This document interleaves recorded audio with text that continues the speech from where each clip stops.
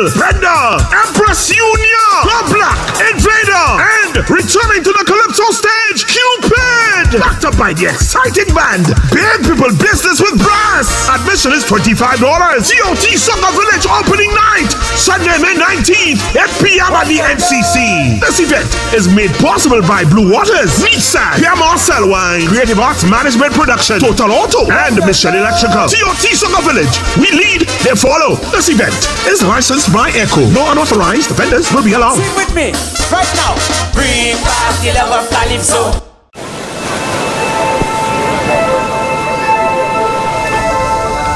Dad! Dad! Is that real? आप लोगों को नजर आ रहे हैं?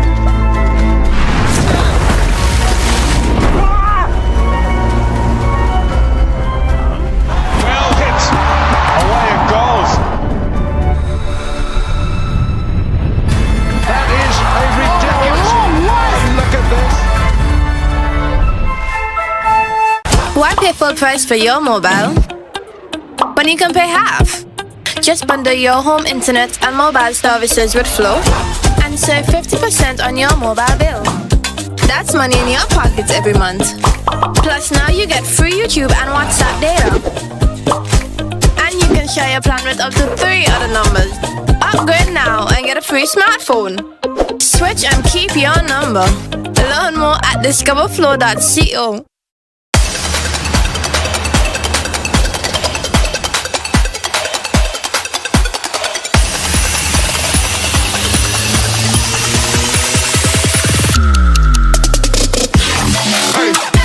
Hello and welcome to Prime Sports. In our headlines, Cauldron goes down in the first round in Olympic qualifying, 50 from Melius, but Windwards lose again, and venues make ready for the Cricket World Cup. Those stories and more right after this.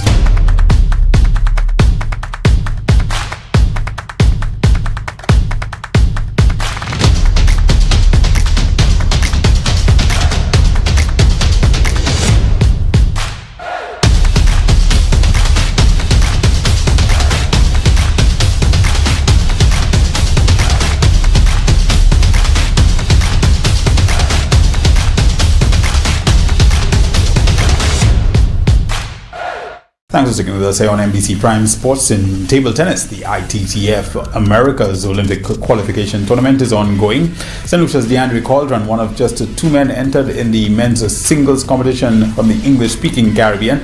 Earlier this week at the Villa Deportiva Nacional Videna, the 19-year-old from Corinth Gozle played in the round of 16 match 5 against Horacio Cifuentes of Argentina. Cauldron, the reigning Junior Sportsman of the Year in St. Lucia, lost 11-2, 11-2, 11-5, 11-9 against one of the top 10 ranked athletes in Peru. A former student of the Castries Comprehensive Secondary School, Cauldron improved throughout the course of the match but was unable to come through for the win. On Friday, Cauldron will play against Andy Pereira of Cuba.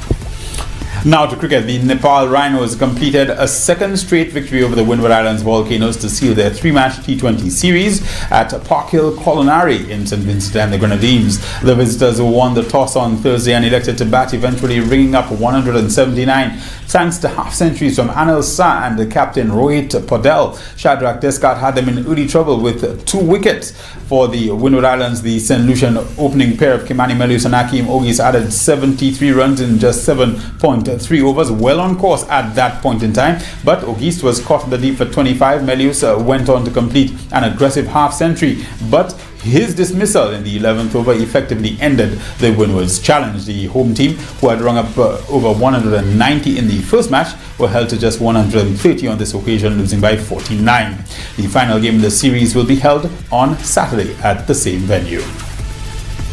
The Embassy of the Republic of Korea in Trinidad and Tobago has lent its support to St. Lucia's Ministry of Youth Development and Sports in multiple areas in recent weeks. The government of Korea recently donated 2 buses to the ministry. Earlier this week, His Excellency Ambassador Dongil Oh was on island to witness the installation of a new electronic scoreboard and replay screen at the Darren Sammy Cricket Ground.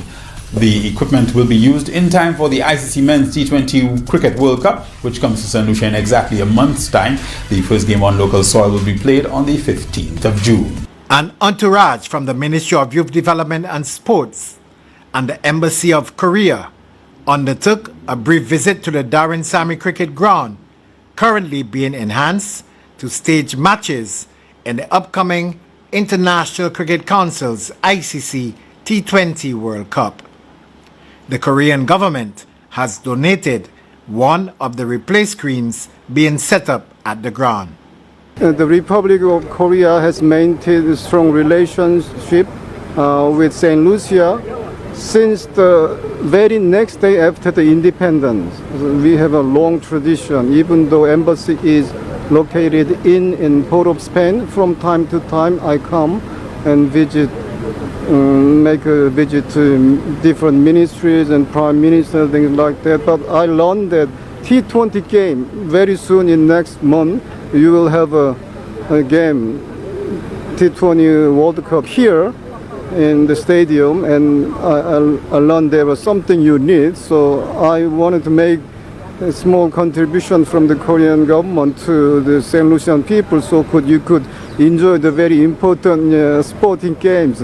Also the pending issues of the training vehicles, the sports and youth ministry, I know it has been delayed, but I want to do my best before I return to Korea. Minister responsible for Youth Development and Sports, the Honorable Kenson Kazime, says the donation of the replay screen and 2 vehicles by the Koreans reflected their commitment towards youth and sports development in St. Lucia. I want to say thank you to the Korean government for their commitment to youth and sports development in St. Lucia. They donated one of the replay screens towards the ICC Cricket World Cup. I want to thank the Honorable Alva Baptiste, who made that call to the ministry and asked what are some of the priority areas for his bilateral relations with Korea as it pertains to sport. And we indicated that this was a much needed intervention. We know that we live in the tropics, and because of the hurricane season, previous scoreboard would have gone through some damages, and of course irreparable damages, and so we pretty much hastened to strengthen the structure, ensure that there is no compromise to the integrity of the structure, and we erected this replay screen for our patrons. So I'm looking forward to persons coming to enjoy Cricket World Cup having a better experience in terms of seeing what the replays are and what the decisions should be by the umpires. Minister Kazime said he was very comfortable with the state of preparedness of the Darren Sammy Cricket Ground for the staging of matches during the World Cup.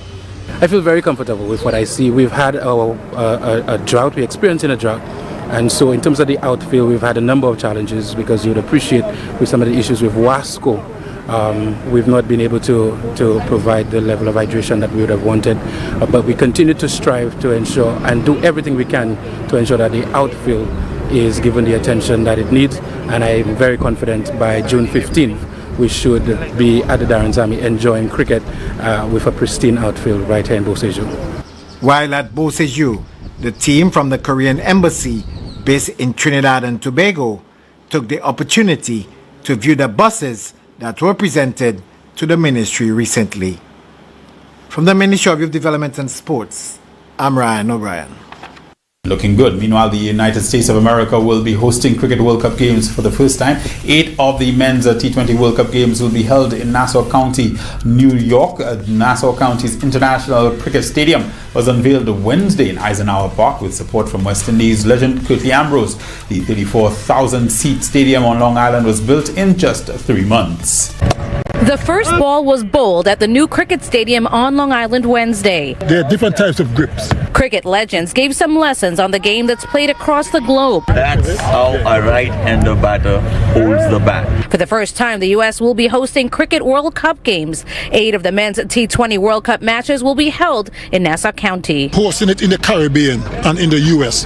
is special to us as Caribbean people, because we are a small nation and we don't get the opportunity to host this type of tournament often. Monak Patel, a cricket player for the U.S., will take part in the historic tournament. We'll definitely grow cricket in U.S. Star athletes like former Knicks shooting guard John Starks. People should come out and support it. It's going to be a lot of fun here. And Olympic gold medalist Usain Bolt, who says cricket was his first love. That people come and see and enjoy, and hopefully people will catch on, and then it will become even bigger in the United States. Turned out for the big unveiling of the new stadium at Eisenhower Park. We want to make sure that this tournament in particular really is a celebration of the people that have stayed involved in the game of cricket in the USA for many years now, since many of them moved to this country and now call it home. And it seems to be working. Tickets are going fast with the big games almost sold out. India versus Pakistan is probably equivalent to our Super Bowl. So we have made tickets available through our ICC host commission, and there are some set aside for community groups and cricket teams here locally. The first cricket game here will be on June 3rd, and the highly anticipated India versus Pakistan matchup will be on June 9th. Nice stuff, and apparently the game between India and Pakistan already sold out 34,000 seats in New York. Leeward Islands Hurricanes left-arm spinner Daniel Dorham has been named in the Netherlands squad for the ICC T20 World Cup in the Caribbean and the United States of America. The 26-year-old was born in the Dutch Caribbean island of St. Martin. He made his first-class debut in Netherlands colours 11 years ago before going on to feature for Hurricanes in the West Indies Championship. Dorham picked up 29 wickets in the just concluded regional tournament and finished with 16 at just under 12 apiece in last year's Super 50 Cup. But he has never featured in a T20 in the Caribbean, nor for the Dutch national side. Overall, he has taken 45 wickets from 12 first-class matches and 19 wickets from 11 List A games. Interesting developments there.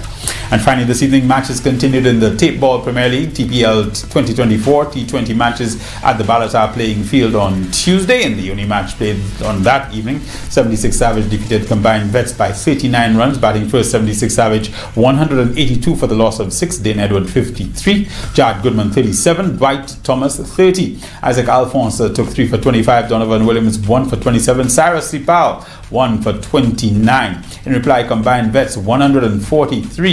Clifton Jejak made an undefeated 56. Abdal Ali 19. Isaac Alphonse 10. The pick of the bowlers for 76 Savage: Ryan Goodman 2 for 22. Kurt Edward 1 for 13. And Dexter Solomon with 1 for 20. That's it for us this evening on Prime Sports. God willing, we'll be back tomorrow evening with more. Till then, stay safe.